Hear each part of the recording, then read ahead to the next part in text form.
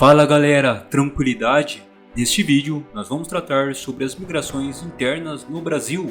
Mas antes, se você curte esse tipo de vídeo, inscreva-se, que assim você vai estar fortalecendo esse projeto.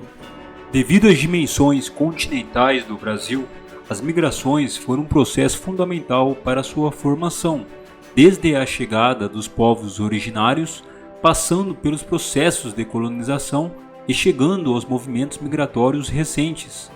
Os brasileiros sempre estiveram em movimento.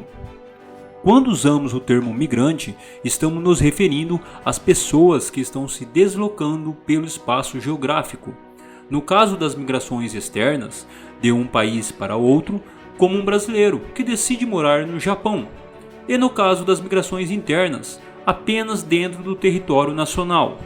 Os movimentos de entrada de imigrantes são denominados de imigrações, e os movimentos de saída de pessoas são emigrações.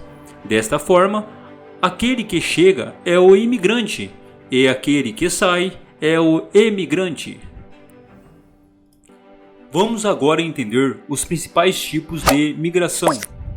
Êxodo rural caracteriza a ida de populações dos campos, zona rural, para as áreas urbanas. Êxodo urbano trata-se do processo inverso do êxodo rural. Fácil, né? Transhumância ou migração sazonal. Trata-se do deslocamento de trabalhadores que vão atuar como mão de obra em lavouras temporárias, como a de cana-de-açúcar, ou condições ligadas às estações do ano, como longos períodos de seca.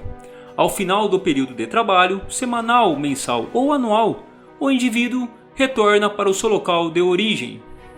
Migração pendular ou diária. Categoria de migração mais comum e presente na nossa vida cotidiana. Ocorre quando uma pessoa se desloca de uma cidade em direção a outra, geralmente motivado pelo trabalho, escola, faculdade ou qualquer outro propósito, e retorna para o seu lugar de origem no mesmo dia. Migração forçada denomina-se migração de refúgio em alguns casos. Está atrelada a fatores externos à pessoa e ocorre contra sua vontade. Associa-se à conjuntura política, social e econômica, como também desastres naturais e climáticos, como um terremoto, uma erupção vulcânica ou ainda a passagem de um furacão. Denomina-se migração interna qualquer movimento populacional horizontal que ocorra dentro do país, sem alterar a população total, embora provoque significativas mudanças econômicas e sociais nas áreas de onde as pessoas partem e naquelas que elas se fixam. Pela evolução da estrutura socioeconômica das várias regiões brasileiras, em certos períodos, verificam-se haver algumas áreas que atraem populações, enquanto outras as repelem. A maior parte dos migrantes que buscaram oportunidade de trabalho em outras regiões era oriunda da região Nordeste e migrou em razão dos problemas sociais e econômicos que se agravaram em uma de suas subunidades regionais, o Sertão Nordestino, nos períodos prolongados de seca. A maioria dos estados para onde se dirigiram, por neles haver maior desenvolvimento econômico e mais oportunidade de trabalho, localizava-se na região Sudeste. Destaque principalmente para as cidades de São Paulo e Rio de Janeiro. Configurou-se dessa forma um dos aspectos históricos que marcaram a ocorrência dos fluxos migratórios e perduraram muito tempo no país: o Nordeste como região de repulsão populacional e o Sudeste como região de atração populacional.